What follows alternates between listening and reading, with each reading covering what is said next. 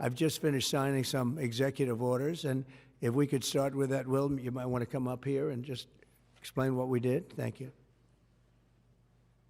Good afternoon, y'all. A short while ago, President Trump signed three items. The first is an executive order relating to the affordability and availability of in vitro fertilization and other fertility treatments.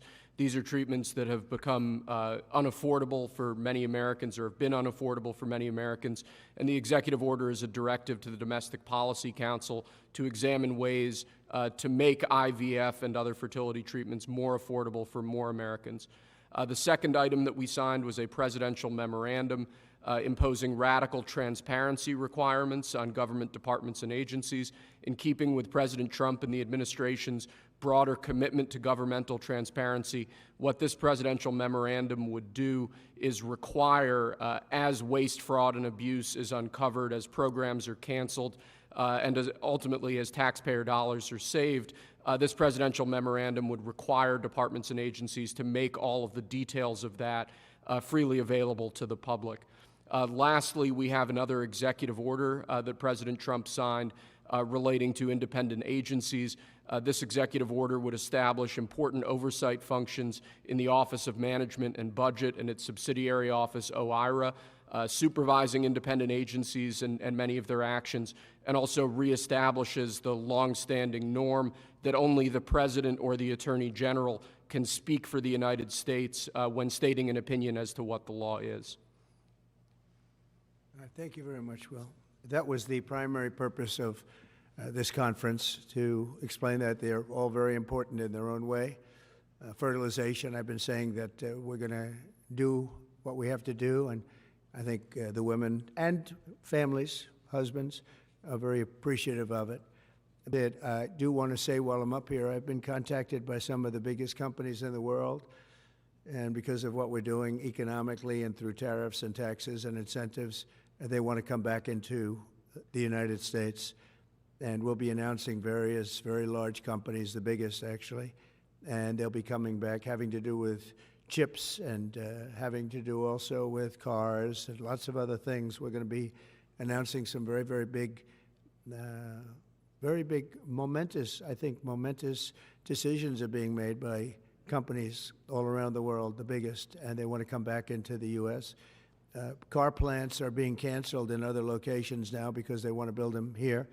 And you read about a couple, not that I want to mention names or anything, but you read about a couple of big ones in Mexico just got canceled because they're going to be building them in the United States. And that's very simply because of what we're doing with respect to taxes, tariffs, and incentives. And I think it's a very important thing. And you'll be seeing this over the next, probably over the next 2 years, to be honest, but you're going to see a lot of it over the next couple of weeks. A lot of big ones are going to be announcing.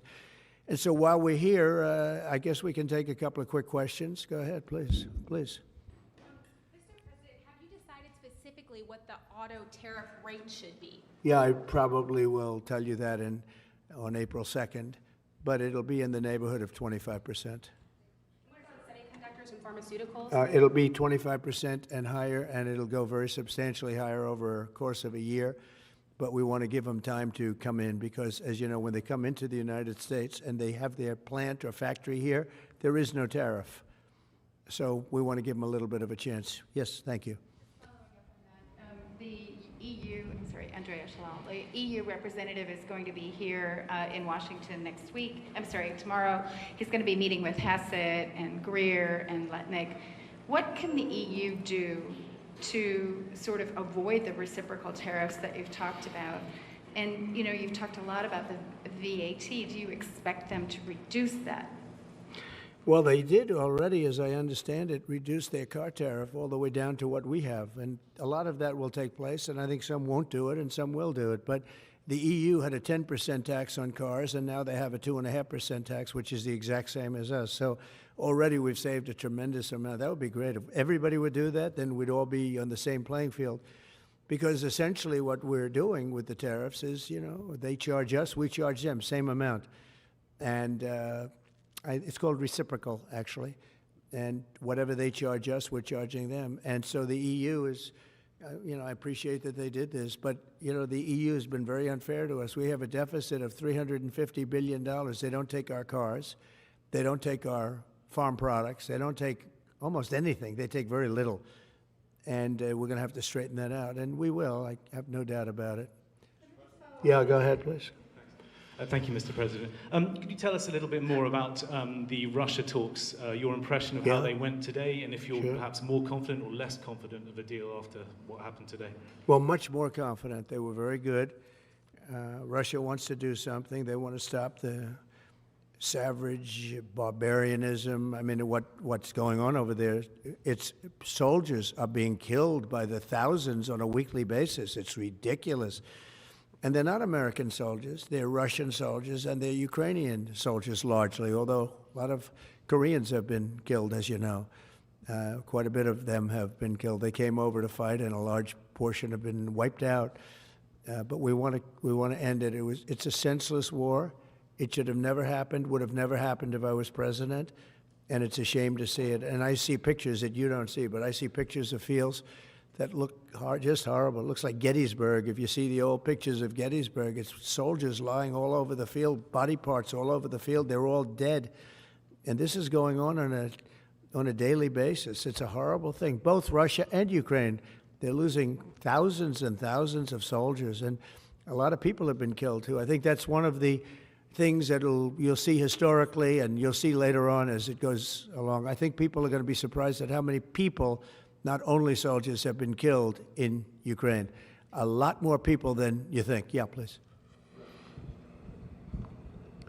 President Trump, as part of a peace deal with Putin, would you be willing to consider removing all American troops from Europe? Well, nobody's asked me to do that, so I don't think we'd have to do that. I wouldn't want to do that. But that question's never really come up.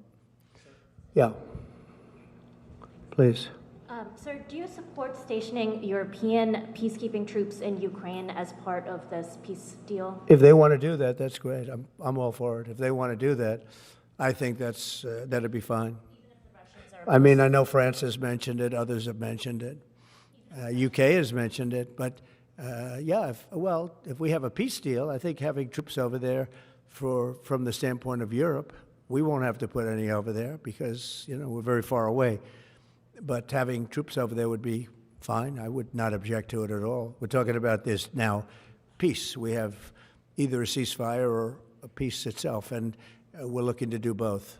We'd start off with the ceasefire, and if they want to do that. I know France was willing to do that, and I thought that was a beautiful gesture. Yeah, please. Do you have any message for Ukrainians who, after 3 years of fighting, might feel betrayed or disappointed at not having a seat at these initial talks in Saudi Arabia? Well, I think I'm really disappointed in what's happened. I've been watching this for 3 years. It's a war that would have never happened if I was president, and I've been watching these people being killed at levels that you've rarely seen, not even close, since the Second World War.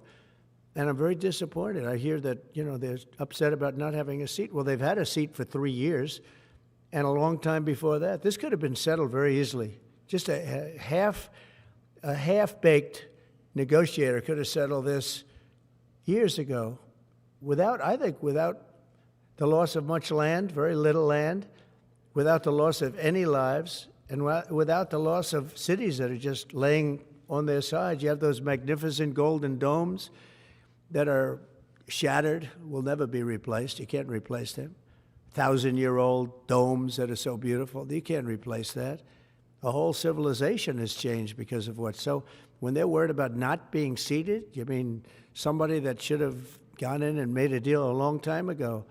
You could have made a deal. This is one that could have made a deal. There was no talk of this during the Trump administration. Putin would have never, ever done it. And by the way, we wouldn't have had October 7th. You know that. We wouldn't have had October 7th either in Israel. And we wouldn't have had that mess that's going on over there. It's like we have great fire people here. We're putting out fires. All over the world, we're putting out fires. So that wouldn't have happened. And you know what else wouldn't have happened? Inflation. Because it was caused really by the cost of energy going through the roof because of their bad energy policies and also their spending, their terrible spending, wasteful spending on the Green New Scam. It's a scam. It's a whole big scam. Yeah, please. Yes, sir. I want to ask you a little closer to home. What would it take for you to reconsider the restrictions on the Associated Press?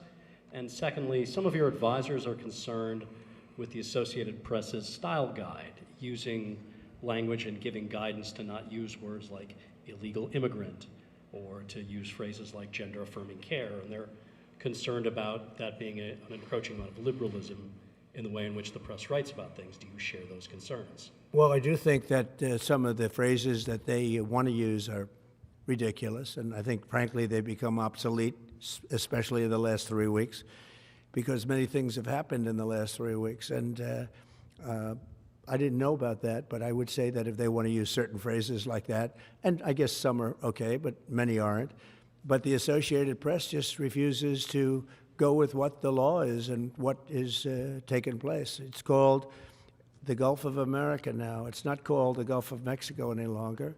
I have the right to do it just like we have the right to do Mount McKinley, and nobody's even challenging that. But only the essentially, it's primarily the Associated Press, and I don't know what they're doing, but I just say that we're going to keep them out until such time as they agree that it's the Gulf of America. We're very proud of this country, and we want it to be the Gulf of America. Now, the Associated Press, as you know, has been very, very wrong on the election, on Trump and the treatment of Trump, and other things having to do with Trump and Republicans and conservatives. And they're doing us no favors, and I guess I'm not doing them any favors. That's the way life works. But, you know, thank you for the question. Who are you with? Very good question. Thank you. Yes. We're hearing that Russia wants to force Ukraine to hold new elections in order to sign any kind of a peace deal. Is that something that the U.S. would ever support? Well, we have a situation where we haven't had elections in Ukraine, where we have martial law, or essentially martial law in Ukraine, where the leader in Ukraine, I mean, I hate to say it, but he's down at 4% approval rating, and where a country has been blown to smithereens. You got most of the cities are laying on their sides. The buildings are collapsed. It looks like a massive demolition site. The whole, I mean, so many of the cities. I mean, they haven't done it in Kiev because I guess they don't want to shoot too many rockets in there. They've done it 20%, but they haven't done it 100%. If they wanted to do it 100%, it would probably happen very quickly. But you have cities that are absolutely decimated. And yeah, I would say that, you know, when they want a seat at the table, you could say the people have to, wouldn't the people of Ukraine have to say, like, you know, it's been a long time since we've had an election. That's not a Russia thing. That's something coming from me and coming from many other countries also. You know, Ukraine is being just wiped out. Look at what's happening to the cities. There are cities, there's not even a building standing. It's a massive, you talk about Gaza. I mean, it's literally, these cities look like Gaza. Actually, many have, percentage-wise, more buildings knocked down than in Gaza. So, you know, people are tired of it. People want to see something happen. And, you know, the other thing that it's been bothering me for a long time, because I solved the problem with NATO. They paid hundreds of billions of dollars into the funds of NATO when I said, you got to pay, because the United States was paying for European countries, and then they take advantage of us on trade. But I've seen it. Look, they have to pay. They have to find out, where is the money going to? We have, I believe President Zelensky said last week that he doesn't know where half of the money is that we gave him. Well, we gave them, I believe, $350 billion, but let's say it's something less than that, but it's a lot. And we have to equalize with Europe, because Europe has given us given a very much smaller percentage than that. I think Europe has given $100 billion, and we've given, let's say, 300 plus, and it's more important for them than it is for us. We have an ocean in between, and they don't. But where is all the money that's been given? Where is it going? And nobody, I've never seen an accounting of it. We give hundreds of billions of dollars. I don't see any accounting. So I want to see peace. Look, you know why I want? Because I don't want all these people killed anymore. I'm looking at people that are being killed, and they're Russian and Ukrainian people, but they're people. Doesn't matter where they're from on the whole planet. And I think I have the power to end this war. And I think it's going very well. But today I heard, oh, well, we weren't invited. Well, you've been there for 3 years. You should have ended it 3 years. You should have never started it. You could have made a deal. I could have made a deal for Ukraine that would have given them almost all of the land, everything, almost all of the land, and no people would have been killed, and no city would have been demolished, and not one dome would have been knocked down. But they chose not to do it that way. And President Biden, in all fairness, he doesn't have a clue. What he was so bad for this. He was so bad, so pathetic, so sad. But with all of that being said, look, it is what it is. When I left, there was no chance that this could have happened. But it happened because we had incompetent leadership at many different levels. But when you see what's taken place in Ukraine with millions of people killed, including the soldiers, millions of people killed, a big percentage of their cities knocked down to the ground. I don't know how anybody even lives there. You know, when they say they took a poll and Zelensky's at 4%, who's living there? You know, I mean, it's hard to believe that people live there. Their cities are being knocked down, and this is something that would have never happened. And by the way, for 4 years, it didn't happen. It was never going to happen. Go ahead. One follow-up question. How would you counter the perception, because Russia's pushing for this, obviously, they don't really hold true elections, that would be a capitulation of some sort. How would you guard against potentially Russia installing a puppet government? And then finally, how would that new election have an impact on getting Zelensky to sign the rare earth minerals deal? Look, you have leadership, and I like him personally. He's fine. But I don't care about personally. I care about getting the job done. You have leadership now that's allowed a war to go on that should have never even happened, even without the United States. Look, we had a president who was grossly incompetent. He had no idea what he was doing. He said some very stupid things, like going in for portions and all of the things. He made a lot of bad statements, but he's grossly incompetent, and I think everyone knew that. This is something that should have never happened, would have never happened. And I used to discuss it with Putin. President Putin and I would talk about Ukraine. It was the apple of his eye, I will tell you that. But there was never a chance of him going in. And I told him, you better not go in. Don't go in. Don't go in. And he understood that. He understood it fully. But I'm only interested. I want to see if I can save maybe millions of lives. This could even end up in a World War III. I mean, to be honest with you, you've been hearing now Europe is saying, well, I think we're going to go in and we're going to go. All of a sudden, you're going to end up in World War III over something that should have never happened. And, you know, it's a very sad situation. Yeah, please. In a court filing, the White House said that Elon Musk is not a DOJ employee and has no authority to make decisions. Can you clarify for us today Well, Elon what his Musk, exact role is there? Yeah. Elon is, to me, a patriot. So, you know, you could call him an employee, you could call him a consultant, you could call him whatever you want. But he's a patriot. I mean, look at the kind of things. I just said, just write it down, just in case that question got asked, right? And which I'm surprised it took so long, actually. But you know what? Ukraine's a bigger deal because people are dying by the thousands a week, thousands. But look at this, from 90 to 99, Social Security, 6,054,000 people. Well, that's okay, maybe that's possible. You know, 90 to 99, maybe it's possible. It's a lot of people, though, at that.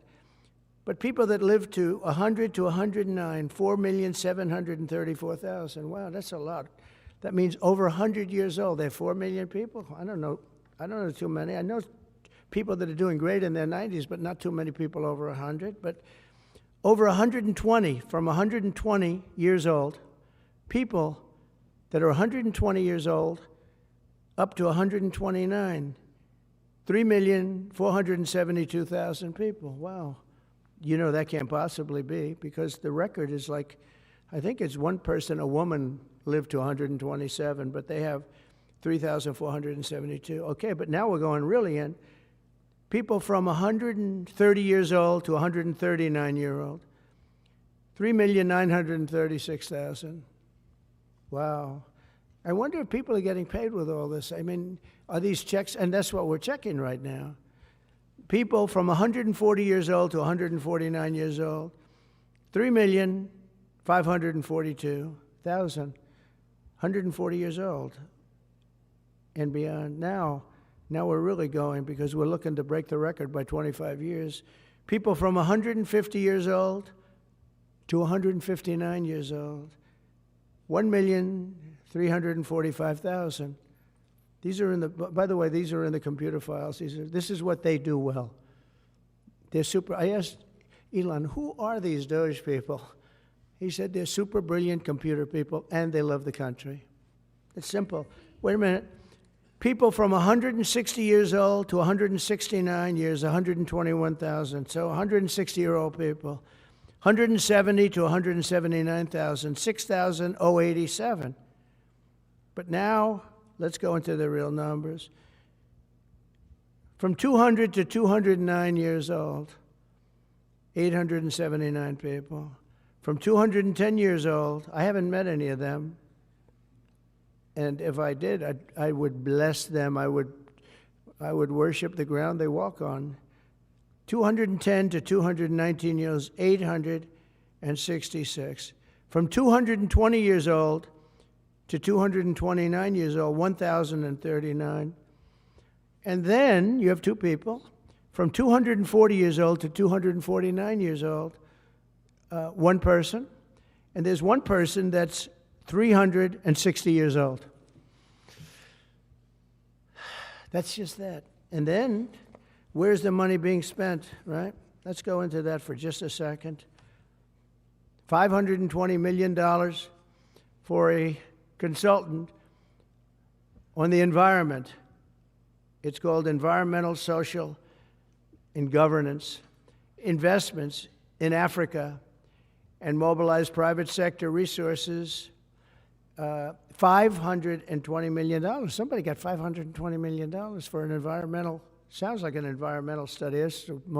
I've always been one that paid a lot of money for my environmental studies, but I paid like $50,000, not $520 million. $520 million for ESG. $25 million to promote biodiversity, conservation, and promote licit livelihoods by developing socially responsible behavior in the country of Colombia. Well, it's nice, $25 million to go into Colombia for something that nobody ever heard of.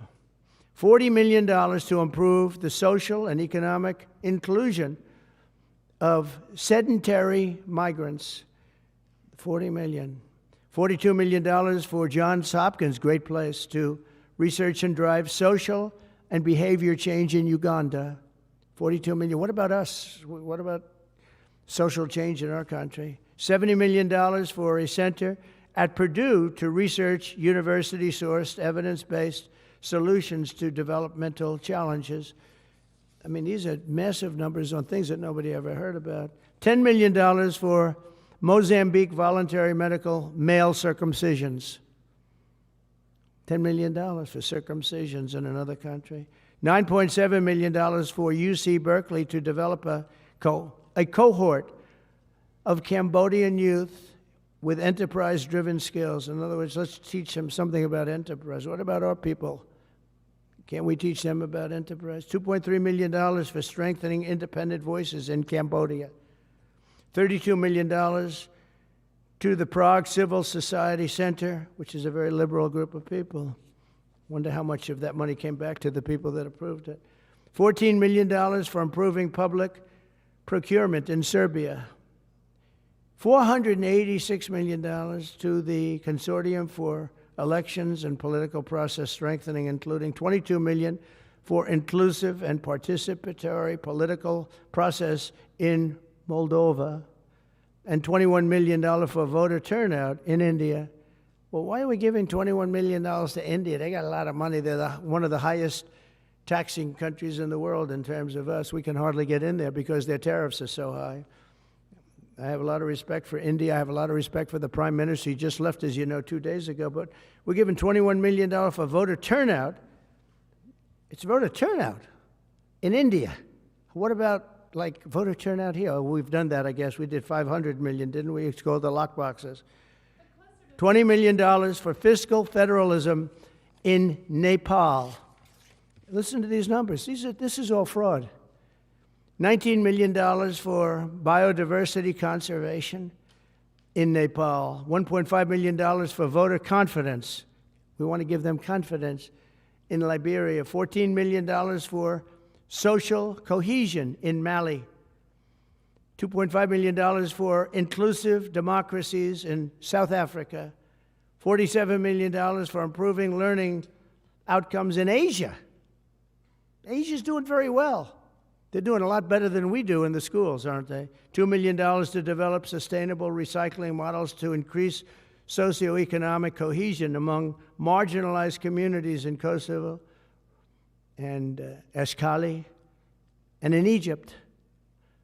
We're talking about hundreds of billions of dollars. I could, by the way, I could read this all day long. I could go on all day long, and you'll see hundreds of billions of dollars, and we're doing it.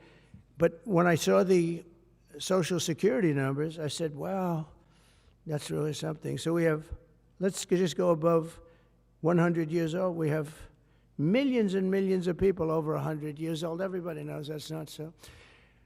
We have a very corrupt country, and it's a sad thing to say, but we're figuring it out. Now, the good thing about Social Security and what I read is if you take all of those numbers off, because they're obviously fraudulent or incompetent, but if you take all of those millions of people off Social Security, all of a sudden we have a very powerful Social Security with people that are 80 and 70 and 90, but not 200 years old. You know, so it's a very positive thing. How about over here? Yeah, please. Your reaction to Michelle King, the head, resigning after the Doge? Who resigned? The head of Social Security. I don't know. I mean, I resigned or got fired. I think got fired. You know, when you fire somebody, they always resign, and then they say, we resigned. But when you have numbers like that, I think really it's got fired. They have to get fired. Who would keep them? How could you have numbers like this? Now, the big thing is, how many of these people got paid? Were they getting paid? Were they getting paid? How many of them were getting paid Social Security? Because if that's the case, it's a massive fraud. We'll have to call those great Palm Beach police into this situation, right? You guys would figure that out very quickly. But how many of them are being paid? I mean, maybe millions of them, but it's a total fraud. Also, a lot of illegal immigrants are in Social Security that shouldn't be there. Yeah, please, go ahead. Mr. President, there was a big wave of probationary federal workers who were fired over the weekend. Some of these workers focus on nuclear weapon security, were immediately rehired. Do you have any concerns about how these terminations have played No, out? not at all. I think we have to just do what we have to do. It's, you know, you're gonna, it's amazing what's been found right now. It's amazing. If we feel that in some cases they'll fire people and then they'll put some people back, not all of them, because a lot of people were let go. Don't forget, I got elected on the basis of making our government stronger and smaller, because we have millions of people that obviously they're paying millions of people that shouldn't be paid. And that has also to do with workers. Yeah, please. No, go ahead. Actually, yes, New York Times. Mr. President, given your concerns about corruption, you said that if there were any conflicts of interest with Elon Musk, you wouldn't let him anywhere near it. That's right. Doge and SpaceX employees are now working directly at the Federal Aviation Administration and the Defense Department, agencies that have billions of dollars in contracts with Musk's companies or that directly regulate his companies. How is that not a conflict of interest? Well, I mean, I'm just hearing about it, and if there is, and he told me before I told him, but obviously I will not let there be any conflict of interest. He's done an amazing job. They've revealed, in fact, he's going to be on tonight, a big show called Sean Hannity at 9 o'clock, and he's on and I'm on, and we talk about a lot of different things. And any conflicts, I told Elon, any conflicts, you can't have anything to do with that. So anything to do with possibly even space, we won't let Elon partake in that.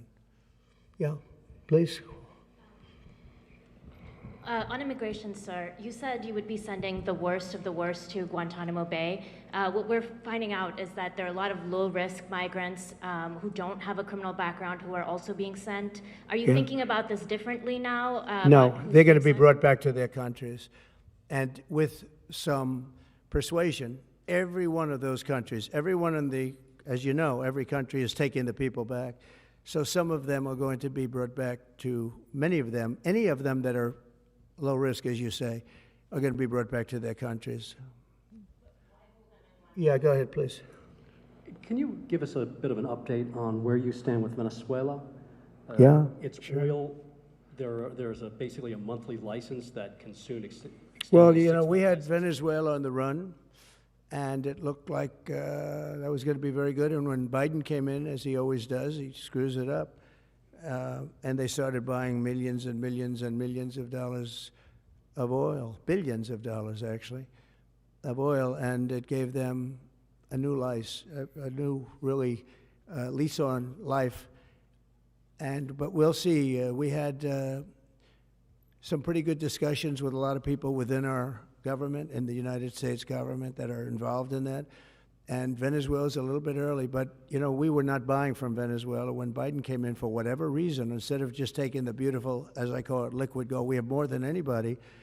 They started paying a fortune to Venezuela, and we're looking at that, actually. Why did they do that? Why were they doing that? Why would they go to the enemy and give them billions and billions of dollars? Now, with that being said, as you know, Venezuela has said very strongly they will not take any illegal immigrant, any of the people that they sent over to us. They sent their gangs, probably the worst gang anywhere in the world, as bad as MS-13, maybe worse, and they came out of the jails of Venezuela. They emptied their jails into our country, and they said, we'll never take them back. Well, they took them back, and they're taking them back, and they are taking them back rapidly. They were sending a lot of people to Venezuela. They said they wouldn't take them back, and they are taking back. But we're looking at Venezuela very seriously, and we're going to be able to. Don't forget, I've only been here for 3 weeks. Yeah, please. Just a little clarity on, are you inclined to continue to allow Venezuela, through, I think, Chevron and other oil companies, to export those petroleum products, or are you Maybe inclined not. to pull back? Yeah, maybe not. We're looking at that now. I just got here. When I left, they weren't doing anything. They were ready to go. We give up. And then Biden came along and he gave them literally billions of dollars. I couldn't believe it, actually. And we have so much under our feet, liquid gold. We have so much, and it was pretty amazing. So we're looking at that whole situation, why he did it. All right, how about one more? Yeah, please. Mr. President, what can you tell us about the CIA drone flights over Mexico? Is this the next step in the war against the cartels? Well, we're going to see. Should they have authority to take lethal action? Mexico's allowed a tremendous number of people to go through their country into ours, and even people coming from Mexico, and illegals, totally illegal. They've allowed people to empty jails into Mexico and then let them come through with this totally ridiculous open border policy of the Biden administration. So millions of people have come in, and hundreds of thousands, and actually millions, are criminals. They came in from jails all over the world. They'd release them into Mexico, and they come into our country. And they also came in from Canada, by the way, large numbers through Canada. In fact, when we closed up the one border, they came in through the other border. So Canada is not an uninterested party. But I will say this, we're dealing with Mexico. I have a very good relationship with Mexico, but I think Mexico is largely run by the cartels, and that's a sad thing to say. And if they wanted help with that, we'd give them help. But Mexico, if you look at what's gone on with Mexico for years now, but now especially, it's run by the cartels. And they've allowed millions of people to come into our country from jails and prisons of other countries from all over the world, not just South America, Africa, Asia, all over, a lot from the Congo in Africa, a lot. They opened their jails, they came in through Mexico, and we have some of the worst criminals coming in from the Congo and other places. So it's not just South America, and it's not just Venezuela, but they opened their jails. And you know, the crime rates in Venezuela and other places all over the world has gone way down. You know why? Because they've given us their prisoners, they've given us their drug lords and their gang members, and it's hard to believe that we accepted this. It's hard to believe that we allowed open borders, and we're taking in, you know, hundreds of thousands and millions of people coming in from all over the world that are absolute stone-cold criminals. In fact, 11,088 murderers, and many of those people have murdered more than one person. Why are they giving us these people, and why are we taking these people under Biden? You know, you had a border czar that never went to the border. Happened to be a vice president, never went to the border, never called the border people. I call them all the time. I speak to them all the time. But here's the good news. We have the most secure border we've ever had right now. as secure and even more secure than I had it 4 years ago. And the Border Patrol is doing incredible. ICE is doing incredible. Tom Homan's unbelievable, and Kristi Noem has been just working very, very hard, very, very hard. And we have the best numbers we've ever had, and we're going to keep it that way. And we're going to find out how a thing like this could have happened to our country, because who would allow this to happen? What they've done to our country is so sad. Thank you very much. Thank you.